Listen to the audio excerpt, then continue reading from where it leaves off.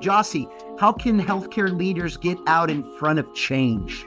From my perspective, in order to answer that question, you have to take a step back and really examine healthcare for what it is and what it's not. Healthcare is extremely big business, more than defense, more than education, more than any other industry. And what we like to say all the time is that the money is not in the cure, the money is in the medicine. So there's tons of opportunity in healthcare to sort of limit the medicine and focus on the cure. About 70% of the workforce in healthcare are women, yet it's run by a lot of white men. Leadership roles for a lot of white men, and that's sustained itself today. So not only having diversity of thought, but diversity of background, diversity of new backgrounds and coming into healthcare, those are all things that we sort of need to make sure that we examine as well. So we run to what's comfortable. Usually hospitals, health systems are comfortable. They have served as the centricity of, or the fulcrum of healthcare for quite some time. There's a lot of landlords in healthcare. Some are slumlords even.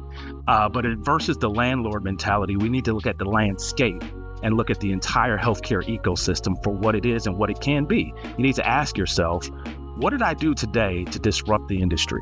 Because it's so broken, because it's so fragmented, what did I do today to actually disrupt it? That's so very important. How can a personalization mindset help healthcare leaders see and solve real-time opportunities that have historically been missed because we haven't had the space to enable open-mindedness to consider other options? I know this one matters to you, Sharona. We have been had.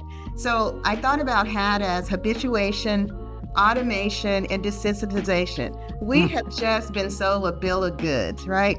So it's about individuality. It's about the cliche, and I call it a cliche now because everybody says psychological safety, but nobody knows exactly what that means and how to get there. And so part of, to answer your question is the individuality breaking or thinking outside of the box. But better yet, why don't we just set the box on fire? Because I think it's just put us in a place where we don't know how to think for ourselves. Our new generations that you've mentioned, they've taught us that's not the way it's going to work. We have to disrupt, and disruption is scary. So I think that we have to start with asking the question of what do we need, why, and what do we want our organizations to look like going forward?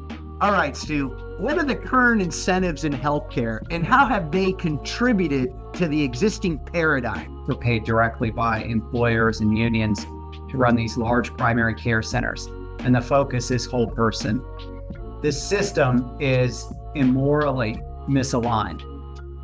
We have lost complete focus on the patient, and we have a very, very unhealthy population. We have a mental health crisis in this country. For some ridiculous reason, we separate mental health and physical health. I don't know how you do that. We do damage to our bodies because of what's going on in our heads, yet you can't get in to see a psychiatrist or an LCSW, and your PCP doesn't have the ability to facilitate that. But Healthcare Inc. doesn't care about that. They care about volume. And so we're in a really bad place. And when it's $4 trillion, we can sit here and complain all we want, but the reality is there are a handful of people somewhere else in this economic system that are making those decisions for us, and they're very connected into Washington. So if that wasn't provocative, Glenn, and by the way, it came right from the heart. Stu, it was real. And I want to just follow up because you've just taught me a lesson.